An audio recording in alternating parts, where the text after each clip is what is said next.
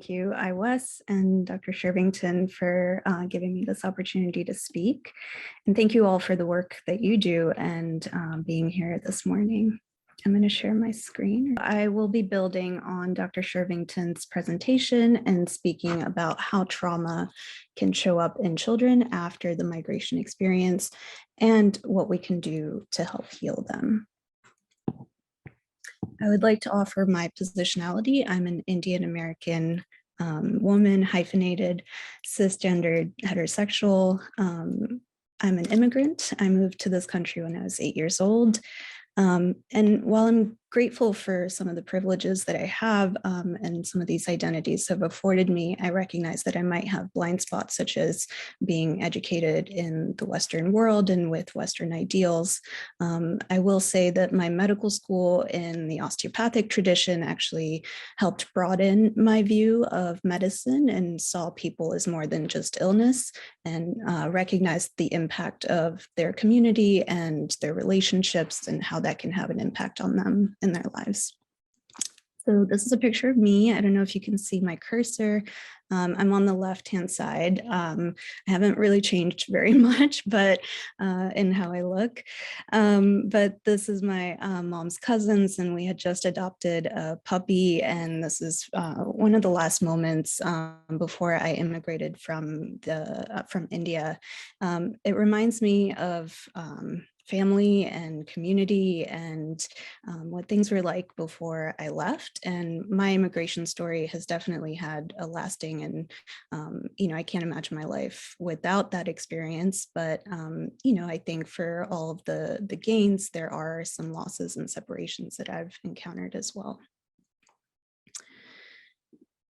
So really briefly, hopefully 5 minutes, I'm going to go over child development. This is a course. This could be years long. We can meet all day about this. But what I'm hoping to cover is, obviously, if you think of babies, they're not born learning how to walk or any other things that we expect of them. And similarly, their psychological and emotional development is something that they develop and work on throughout their lives and throughout their childhood. So as I'm going through each group of months or years, I would like you to think about and have immigration in mind and think about some of the experiences that children might have in these developmental periods that might impact the main task of that period. So development is very much rooted in culture, and how we help our children develop is definitely dependent on where they are and what culture they're in. If you can see in the first few months, most people think babies just eat, poop, and sleep, but they're actually learning a lot about the world, and they're learning who their people are, who they can trust, who's reliable, and who they can turn to for nurturance and comfort. We broadly call this experience attachment. And this usually is going on around 0 to 9 months of age. And then in infancy and toddlerhood, children are learning who they are and learning that they're a separate person than people around them. So this is really when the self kind of comes online.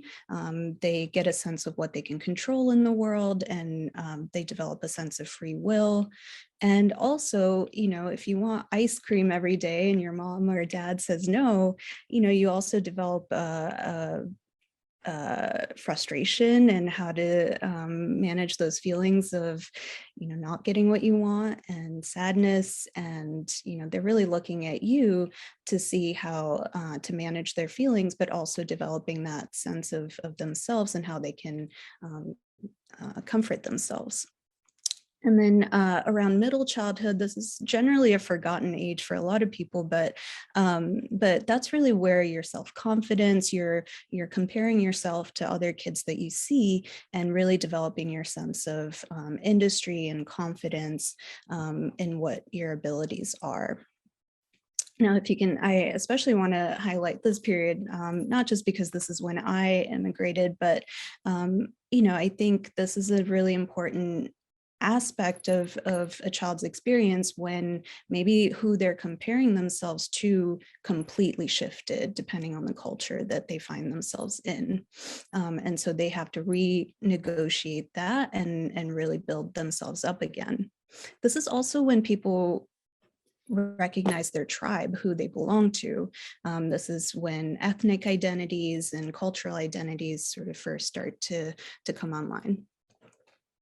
And then adolescence is really a time for self-identity. They become more part of peer relationships with their friends, and they're really trying to figure out how to be an adult in this world while still being a child.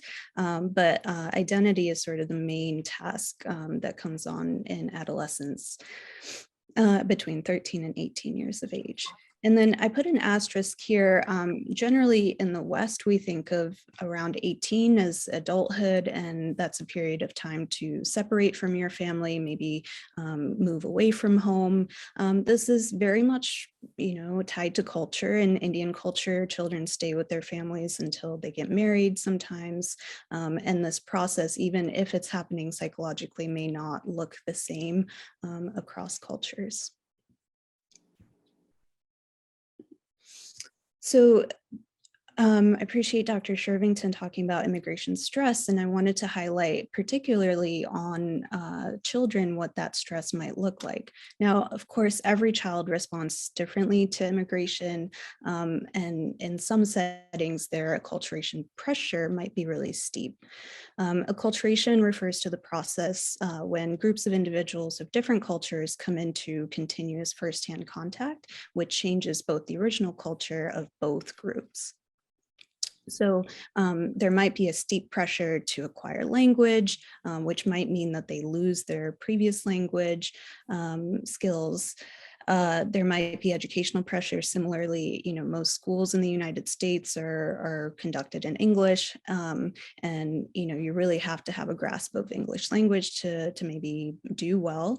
And there are social pressures. When I moved to the US, I was wearing big puffy frocks and bright colors, and people were asking me, "Why are you dressed up?" And I think to be different as a kid is really a challenging situation, because most kids want to just fit in and just be a kid, and that might be even more difficult if you have immigration as something to also manage in your experience. There might be loss of routines or traditions. There might be yearly festivals that come up, or celebrations, or religious ceremonies that are not honored or even discussed in the new culture.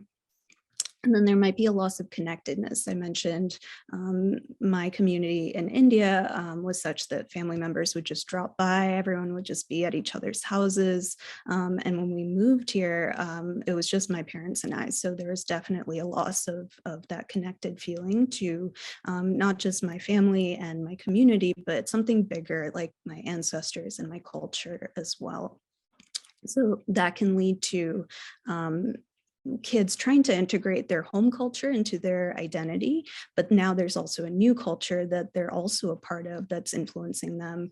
And sometimes it can be hard to hold both, and children might feel like they don't belong in either culture. So talking about trauma in children, I just want to highlight some of the ways that it might show up differently for children than adults. Now, it might be really easy to recognize the child that's overly fearful after something scary happened, or changes in their mood.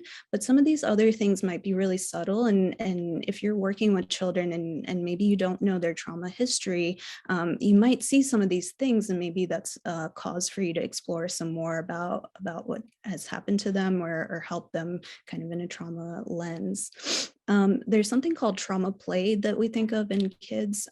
Kids really, play is sort of the language of kids, in my opinion. And sometimes they play out traumas that they've experienced in their play. This looks different than normal play because it's really fixed, it's repetitive, it doesn't look fun. For example, if someone had a trauma of a car crash, they may just keep crashing cars over and over again repetitively. Now, what do you do? So I had a really difficult time playing with kids who might have this pattern of play because you want to explore what's going on without sort of getting them stuck in that loop. And, might be exploring, oh, I wonder why the cars are crashing, or getting them to sort of play in a different way. It might be introducing different things into their play, but definitely following their lead and keeping your eyes peeled for this kind of play is important. Sometimes they may have negative beliefs about themselves. Again, going along with the confidence, if you experience trauma, you might integrate negative feelings about yourself into your identities. Things like I'm bad, I'm not worthy, this is my fault. So, thinking about that might be a place to start in reassurance, or definitely letting kids know it wasn't their fault, and that they're just a kid. They may have body symptoms. Now, really young kids actually have difficulty, obviously, expressing what's going on inside of them with words, but their body might express it much better. That could be stomach aches, headaches. Sometimes kids who have been potty trained will go back and sort of lose the potty training, or wet the bed, or things like that. They might have some regression. They may also have sleep issues and nightmares. Concentration is impacted. So this might impact their school and their grades. So even if they're not having, clear mood symptoms, you might notice a decline in their school functioning or their social engagement. Some kids are really clingy after something scary happens, like they won't leave your side. But sometimes kids are really withdrawn, like they don't want to play, they don't want to hang out with their friends if they're teenagers. And you may notice some deep isolation. And then there's also this concept of role reversal. Now, kids are kids, and we should, as adults, take care of them. But some kids who experience trauma might have a sense that they need to take care of the adults, or they need to sort of take care of their parents. And this shows up in many ways. But if they're the type of person, and sometimes it's cute, when little kids are trying to comfort people, but we should always recognize that it's not their duty or their role to act as comforters for adults. And if you notice that pattern happening with you as someone taking care of them, I think it's important to stop that and interrupt that process. So I won't talk about medicines or therapies in healing. They have their place. What I will say, sometimes it is overwhelming to think about all of the kids and all of the things that they may be experiencing, and what can we really do as one person. I keep this in mind, and I think my relationship with any one kid can be healing. And, I take that approach, even if it's just one person, just how I approach children. I'm going to kind of have a standard and a way to approach them. And hopefully, that means that it can contribute to healing. I also want to throw a little connection to Dr. Chervington's book, Healing is the Revolution. I think healing is a collective revolution, and I appreciate that all of us are here with the shared purpose of healing today. So some of the things that we all can do with children, there's this concept called planful transitions, meaning you let them know if something's happening. You let them know if you're going to be gone for a week. You let them know if they're moving somewhere else, you really have to kind of involve them in conversations, plan them, get their feelings processed afterwards. So any transition can be stressful, especially if children have experienced trauma. So you really want to make sure that they know what's going on and they can predict what's going to happen. And that also goes into having routines, having a structured day. When something scary happens, it's a really uncertain and really you kind of are on edge for the next thing to happen. So if you make their lives predictable, they can sort of relax in that they know what's coming next. They know who's in their lives, that type of thing. Love is a concept that doesn't get much airplay in medicine or in any of the spaces that I exist in, but I think it's one of the primary functions that we can do as healers is to love our children and to let them know that they matter. We also have this concept of speaking the unspeakable. Kids know what happened to them, and if we avoid talking about them, they may avoid it because of their trauma. But if we as people trying to help them, if we also, can't tolerate what happened to them and can't speak about what happened to them, they get the message that, oh, this is kind of really bad. And I don't think I should talk about this ever, or people may not like this.